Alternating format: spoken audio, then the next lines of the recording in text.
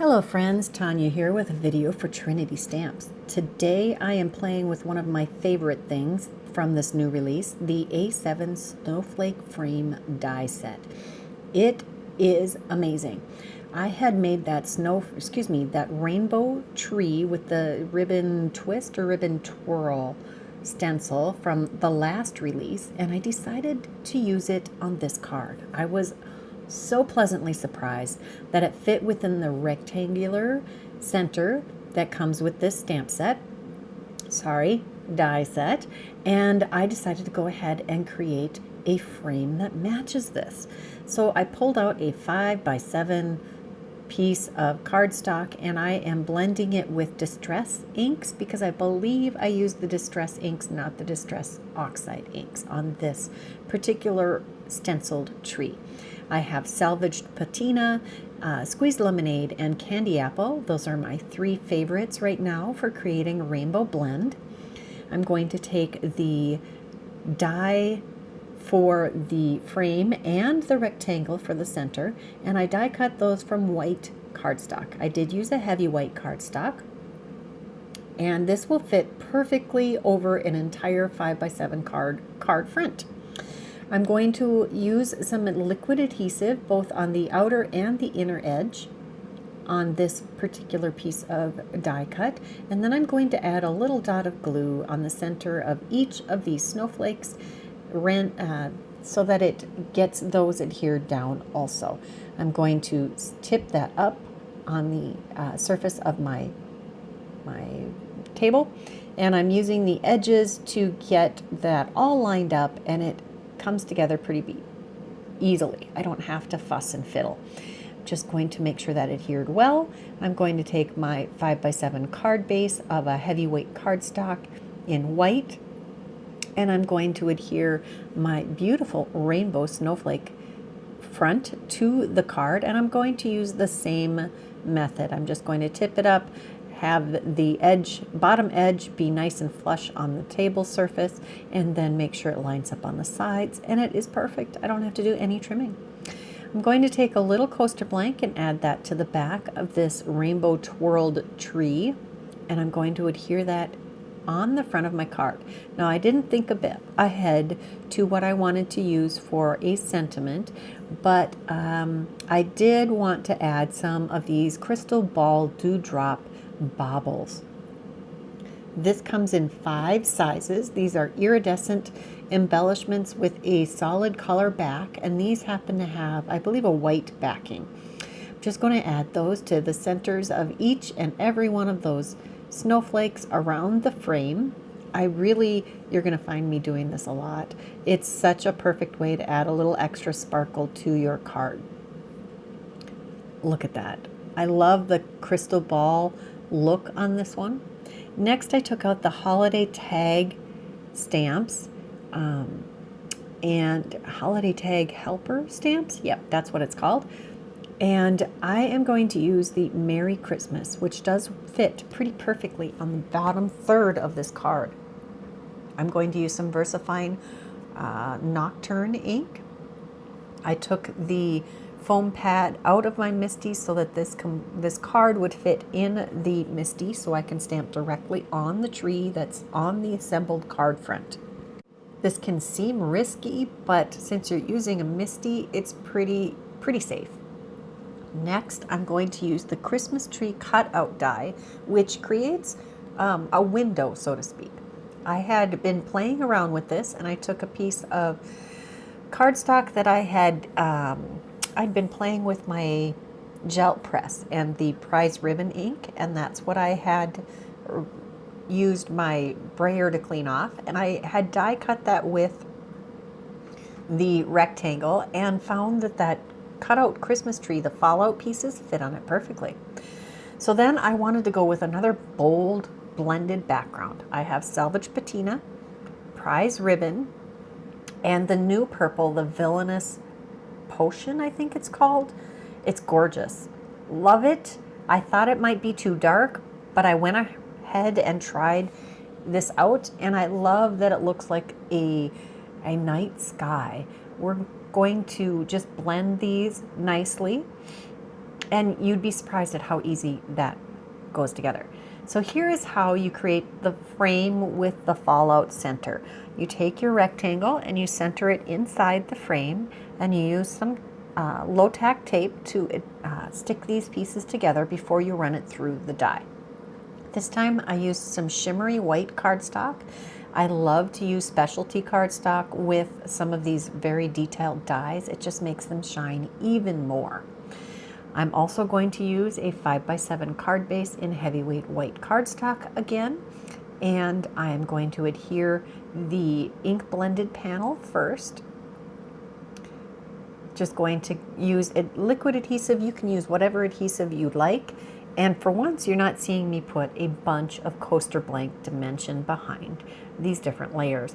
This has such a great impact without the additional dimension, but you could die cut additional layers of the snowflake frame as long as you did it at the same time to create some additional dimension with the snowflake frame. And I may do that, just not in this video. It would be stunning. Then you would have you could have your image recessed inside the card. Oh, the ideas, they just keep coming. You have to get this die set. I'm just saying, it is so beautiful, and I've seen it used so many ways. I use it 3 or 4 ways just in this one video. So I've got that all adhered, and honestly you could just use that Christmas cutout to add an insert in there without adding what I did here. So I do again have some dimension behind this with some coaster blank, and I'm going to adhere that inside our fallout area. And it just wasn't quite special enough because I had used just plain white cardstock to add my tree elements. And here we go again with more embellishments that I'm going to add to the snowflakes around the edge of the frame. I think next time I do this, I may add these gems just scattered throughout the frame, so they aren't just necessarily on the snowflake centers. You could do so many things with this. I just love how that looks. So in order to dress up our tree, I took the shimmery white cardstock and some glitter cardstock in a white or a clear, and I die cut the Christmas tree cutout twice, and I'm using the fallouts from those, and I'm alternating the glitter with the shimmery white, and I'm adhering those to the pieces that I already have on the card. This does add a little extra dimension, which is perfect. You could use that Christmas tree cutout die to create a stencil and do this to create some gel paste or some of the other textured pastes with the stencil. You could do some spritzing over the stencil to create that kind of look. You could ink blend behind it. You could use the dies, the fallout dies, after you've done any of those techniques. There's so many ways to use that die. I have used so many products in this video. I'm almost sorry for you guys, but not really, because I had so much fun. Oh my gosh. Even the little stump here, you could use a different color. You could do these in green for the tree, brown for the trunk, and then yellow for the star. There's so many ways. And by cutting that out twice, you can make 2 cards. Next, I pulled out the Scripty holiday die set. This came out last year, I believe, but of course is still quite usable. It is also still available in the Trinity store. I have die cut the detailed letters with some specialty mirror cardstock. I believe this is called Marina Mist from Tonic. I don't know if it's still available. However, there are so many mirror card stocks available out there. Use what you have in your stash. I'm just going to use my Barely Art Precision Glue to add a little adhesive behind my foiled letter, and then I'm going to adhere it to the shadow die cut that I did with vellum, and then we will do the holiday portion also. So we've got happy and we've got holiday. We do have a new happy die and stamp set that would work with this also. I don't know why I didn't think of that, but I sure could have. So we're going to use the happy and the holiday here. I'm just popping out all of those little extra fallout pieces, and I thought I would keep all of this in here so you can see how little time it takes to use these specialty dies to create a wonderful focal point on your card. There's a whole lot going on in this card, so there could be a little competition with different elements, but I wanted to keep this balance of bold and beautiful but graphic style on this card. So the die cut and specialty paper combination for the sentiment makes it in balance with the other elements on this card. I do warn you that you can use lose the tittle for this eye pretty easily. So I try to keep it inside the die. It did fall out after I got back to my desk from the die cutting. And if you lose your tittle, if you don't want to have to recut it, you can just use a gem to add that tittle. That's kind of a fun way to do it too. So I'm going to adhere that directly to our card base. I'm not using any additional dimension behind those. You could die cut the detailed word from some extra pieces of scrap cardstock and adhere those behind the vellum if you really wanted, but I decided to keep this a little more flat. Going to adhere that right below the word happy, and I didn't center these. I like them kind of at the bottom portion of the tree. I think that looks better. Next, I'm using this stencil. This is the treetop border stencil, tree line border stencil. I will have it linked in the description box below. I love this stencil. It has 6 different sizes of trees, and you can layer and layer and layer. I'm only using 3 layers on this particular card. I had actually done this on for the previous release, but I had this extra piece left over, and this is how I created it. This was the 3rd layer of color. I'd used a variety of different greens of Distress Oxides. I die cut that with that rectangle. I also used the border die from the Coordinating Tree Tops die set to make the snowbank with shimmery white cardstock. I die cut that frame with shimmery white cardstock and did not use the rectangle fallout this time.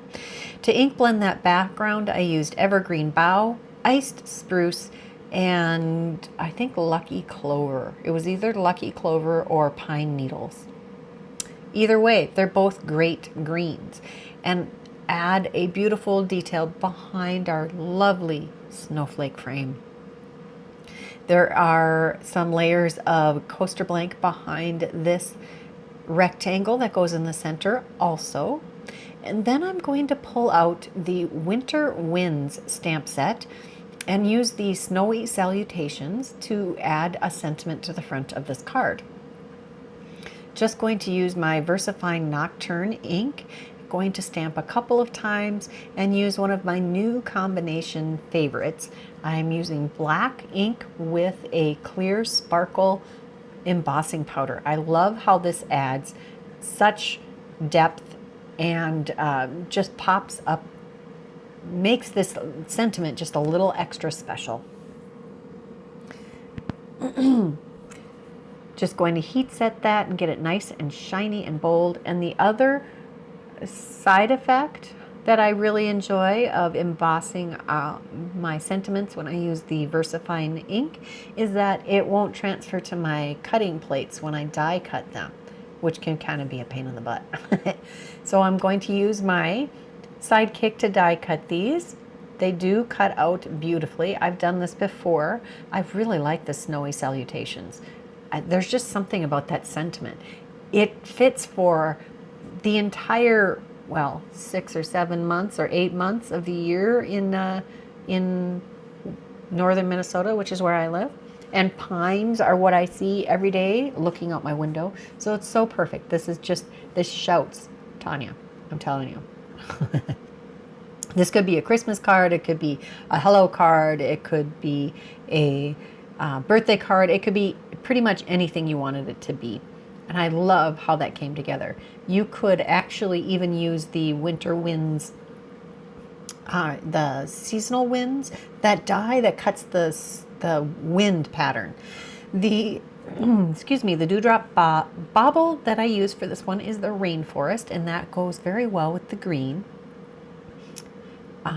And I think I used the Morning Dew color for the purple card, and this one is the Tropical Waters. I created this card to make the product close-up video, and I die cut the snowflakes from a patterned paper that I'd created, and then used all of these beautiful sentiment dies that come with the set. I also used the Winter Winds stamp on the inside, and I used a frosty ink over the top of the ink that I stamped the sentiment with. It goes perfectly with both all of the tree things and all of the snow things. This is a super versatile die set. There are so many samples created by the team. Here's a quick recap of the cards that I created this time. Let me know in the description or in the comments below which one you liked the best and how you would like to see this die set used in the future. If you like this video, please give it a thumbs up. If you haven't subscribed to this channel, please take a moment and do that now so you don't miss any future videos. And here are a few more videos that we thought you might enjoy. Check that description box for all of the products that were used today. And until next time, bye-bye.